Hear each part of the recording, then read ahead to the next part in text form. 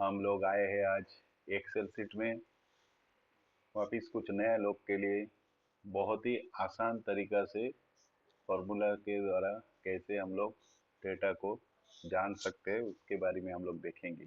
Max mini mean formula, count, blank, product formula और month formula. ठीक है, हम लोग क्या है, कुछ डेटा सेल में लिया है, इसमें कुछ नंबर है। हाँ, इतना नंबर डाला है इसमें। हम लोग को एक एग्जांपल के तौर दिखाया, लेकिन यहाँ पे 9 सेल में हमने डेटा लिया है। बाकी आपका मैक्सिमम डेटा रहेगा 50,000, 10,000, 2,000, 5,000, जो भी वैसा। तो उसमें से अपने को मैक्स नंबर जो है, मैक्स मतलब मैक्सिमम नंबर को हमको ढूंढने के लिए मतलब आसान तरीका है मैक्स फॉर्मूला यूज कर लेगा। तो मैक्स फॉर्मूला हम लोग कैसे यूज करेंगे? पहला इजिकल टू टाइप करेंगे, उसके बाद मैक्स, ए में एक्स, मैक्स मैक्स टाइप करते हैं, देखिए फॉर्मूला आ गया है। इसको हम डबल क्लिक करेंगे, डबल क्लिक करते आ गया फर्स्ट ब्रैकेट और ये फॉर्मूला एक्टिव हो गए। अब इसमें नंबर 1 लिखा है, तो यहाँ से हम लोग रेंज देंगे कहाँ से अपने को कहाँ तक मैक्सिमम नंबर ढूंढना है। तो हम लोग शिफ्ट प्रेस करके डाउन एरो की वे प्रेस करते जाएंगे और अपनी रेंज दे देंगे। उसके बाद देखिए A2:A10 हुआ है, A2:A2 हुआ है। उसके बाद फर्स्ट ब्रैकेट क्लोज करेंगे। कभी भी हम लोग रेंज देंगे तो उसमें आपको जो सेल से स्टार्ट करेंगे उसी सेल से लास्ट सेल तक आपके बीच में कॉलन आएगा। कॉलन का मतलब हो गया A2 से लेके A10 तक। A2 से लेके A10 तक सारे सेल को रेंज में ले लिया है, मतलब इन बिटवीन A2 से A10 के अंदर जो भी वैल्यू रहेगा वो वैल्यू में से सर्च करेगा मैक्सिमम नंबर। ठीक है, यहाँ पे कॉमा देंगे तो देखिए क्या होगा। यहाँ पे अगर हम लोग यहाँ पे कॉमा करेंगे कॉलन के जगह पे तो क्या होता है हम लोग देखते हैं। कॉमा किया, एंटर किया, मैक्सिमम, तो क्या हो गया, A2 और A10 नंबर दिया था हमने। A2 एंड A10 ये दोनों में से कौन सा बड़ा है वो नंबर हमको ढूंढने के बाद मिला है। अगर हम A2 के बाद कमा को हटा के हम लोग कॉलन जो आया था रेंज देने के लिए वो कॉलन देंगे तो क्या होगा, एंटर करेंगे तो देखिए अब क्या हुआ, A2 से लेके N10 तक जो सेल है उसके रेंज में इन बिटवीन के अंदर जो मैक्सिमम नंबर है वो नंबर हमको मिलता है। तो आई बात समझ में? कॉमा देने से क्या होता है और कोलन देने से क्या होता है, तो फॉर्मूला बनाते टाइम में हमें ध्यान रखना है। कॉमा मतलब पर्टिकुलर सेल को इंडिकेट करता है, जो A2 एंड A10, और A2 के बाद कोलन देके A10 करेंगे तो A2 से लेके A10 तक सेल के अंदर जो वैल्यू है उसको हम लोग कंसीडर करते हैं। ठीक है, चलिए अभी हम लोग एक बार चेक कर लेते हैं ये फॉर्मूला सही में अभी ज्यादा नंबर नहीं है, सेल कम है, तो अपन इसमें एक नंबर डाल के चेक करके देखते हैं सही में ये फॉर्मूला कैसा काम करता है। हम लोग एक मैक्सिमम नंबर एक और एक यहाँ पे टाइप करते हैं। किया, हो गया, आ गया, देखिए एकदम सेकंड के अंदर आपका डेटा आपको रिजल्ट दे देता है। ये फॉर्मूला डेटा में से आपको जो आउटपुट है वो मिल जाता है। तो मैक्स फॉर्मूला के बारे में हम लोग ने अभी देखा। अभी हम देखेंगे मीन फॉर्मूला। मीन फॉर्मूला मतलब मिनिमम वैल्यू। यहाँ पे हमने मैक्स फॉर्मूला में क्या किया, मैक्सिमम वैल्यू।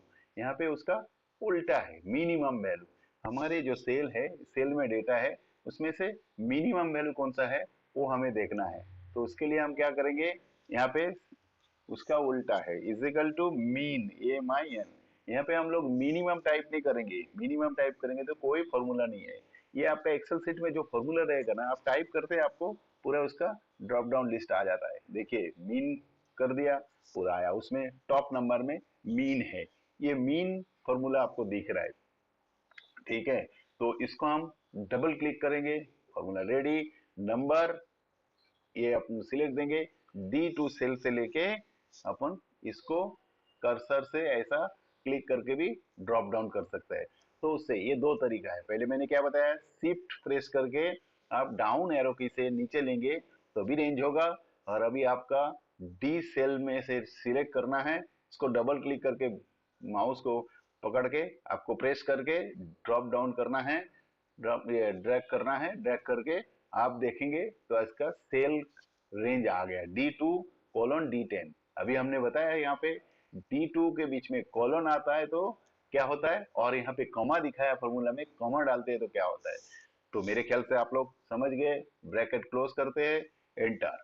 आ गया यहाँ पे मिनिमम वैल्यू। मिनिमम वैल्यू हम लोग यहाँ पे अगर चेंज करेंगे, देखते हैं क्या होता है। आ गया मिनिमम वैल्यू, तो मतलब हमारा ये फॉर्मूला रेडी हो गया है। ठीक है।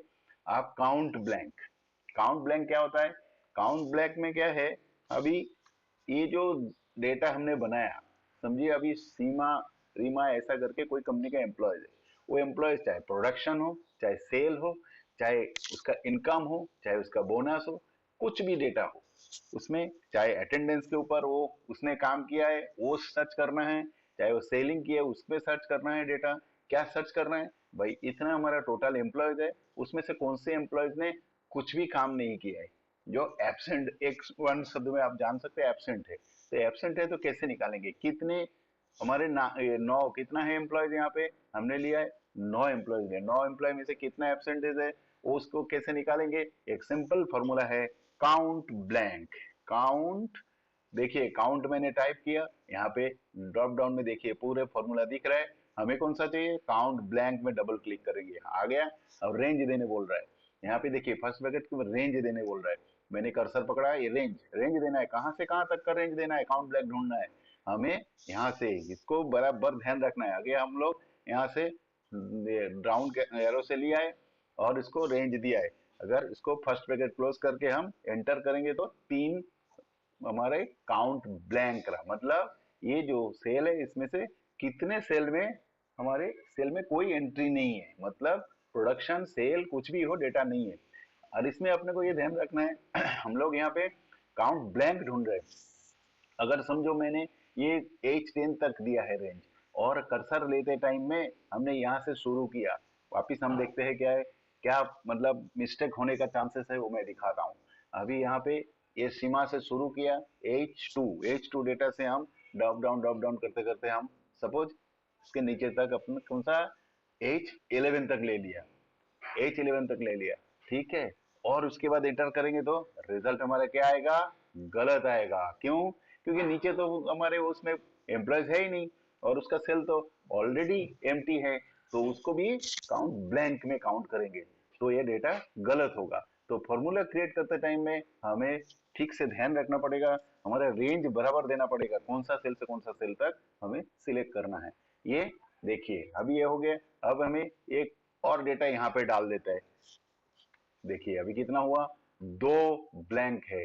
तो हम इन वन शॉट में कितने ब्लैंक है हम, और कितने एब्सेंटेज है, कितना सेल नहीं किया आदमी ने, वो पर्टिकुलर आदमी का नाम नहीं पाना पड़ेगा, लेकिन कितना आदमी ने काम नहीं किया वो पता चलेगा। ठीक है, ऐसे करके हम लोग काउंट ब्लैंक फॉर्मूला से जान सकते हैं।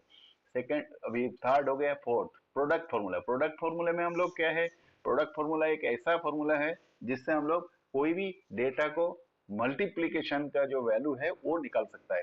मल्टीप्लाई करने का अपना जो भी मतलब रिजल्ट है वो मल्टीप्लाई करना रहेगा, तो अपन प्रोडक्ट फॉर्मूला यूज करते हैं। उसमें अपन क्या करेंगे, product is equal to PROD, product PROD type किया, दिखा आपको प्रोडक्ट, प्रोडक्ट में डबल क्लिक कीजिए। अभी डबल क्लिक किया, आप क्या करना है, कौन सी नंबर से कौन सा नंबर को हमें मल्टीप्लाई करना है वो सिलेक्ट करेंगे तो उसका रिजल्ट आएगा। उस इसमें भी अपने को एकदम ध्यान रखना है कौन सी नंबर से, L2 सेल में जो है उसको पहला क्लिक करेंगे, देन यहाँ क्या आएगा, कॉमा आएगा कि कॉलन आएगा। आपको मल्टीप्लाई करने का कैसा रहता है, एक सेल से दूसरे सेल को कांटेक्ट करना है, ऐसा नहीं है एक सेल से लेके पूरे नीचे तक अगर 10 सेल है सारे को सारे हमको सिलेक्ट करना है, ऐसा नहीं है। हमें सिलेक्ट करना है 1 into 2, मतलब एक सेल इंटू दूसरा सेल। तो हमें पहला सेल लिया L2, अभी क्या आएगा, यहाँ पे कॉलन आएगा, कम आएगा, बताइए आप लोग। यहाँ पे कम आएगा, क्यों, पर्टिकुलर सेल हमें सिलेक्ट करना है, यहाँ पे रेंज नहीं देना है। तो L2 सिलेक्ट, हमने सेल सिलेक्ट किया, कॉमा दिया, उसके बाद क्या करना है, कौन सा सेल से करना है, M2। अब L2 मल्टीप्लाई M2 हो गया, हमारे फॉर्मूला रेडी। अब इसको हम क्या करेंगे, ब्रैकेट क्लोज, फिर एंटर, ये आ गया हमारा इसका रिजल्ट। ठीक है, अब इसको क्या करेंगे, दूसरा तरीका देखते हैं कैसा, प्रोडक्ट PROD, प्रोडक्ट हमने टाइप किया, ब्रैकेट ओपन हो गया। अब हमने पहला किया था एल सेल, अब एम सेल को लेके देखते हैं तो एम सेल को पहला लिया और ये उसके बाद एल सेल को दूसरी बार लेते हैं और ब्रैकेट क्लोज करते हैं, फिर एंटर। देखिए इसमें भी अपने को बराबर रिजल्ट आया, कारण क्योंकि मल्टीप्लिकेशन में मैं पहले ही बोला एक सेल से दूसरे सेल को मल्टीप्लाई करना है, उसमें एल को भी पहला ले सकते हो और एम सेल को भी पहला ले सकते हो, पहला और बाद में कौन सा भी सेल को आप सिलेक्ट कर सकते हो। ठीक है, तो इसके लिए दोनों तरीके से मैंने दिखाया। तो ये हो गया अपना मल्टीप्लिकेशन का, और इसमें अपने को वापिस ध्यान रखना है कॉमा यूज करना है, ना तो कॉलन यूज करना है। ठीक है, ये रहा प्रोडक्ट फॉर्मूला। अब आते हैं day month formula. Month formula में क्या है, हमें कितना महीना काम किया है वो हमको इन शॉर्ट में जानना है। तो हमको नहीं तो फिर कैलकुलेशन करते बैठना पड़ेगा, भाई इतना दिन काम किया मतलब कितना महीना काम किया। तो उसको हम क्या करेंगे, month formula is equal to MON, month type किया, मंथ आ गया, डबल क्लिक, और इसमें डेज कितना नंबर ऑफ डेज उसको सिलेक्ट किया, ब्रैकेट क्लोज किया। दूसरा कोई सेल नहीं आएगा, एक ही सेल में जो डेज रहेगा उसको हम सिलेक्ट करेंगे, ब्रैकेट क्लोज, इंटर करेंगे। देखिए 365 दिन कितने महीने का है, 12 महीना। यहाँ पे समझो 120 दिन करता हूँ, कितना महीना है, 4 महीना है। 90 डेज करता हूँ, कितना महीना है, 3 महीना है। तो ऐसा हम लोग मंथ फॉर्मूला यूज करके मंथ निकाल सकते हैं।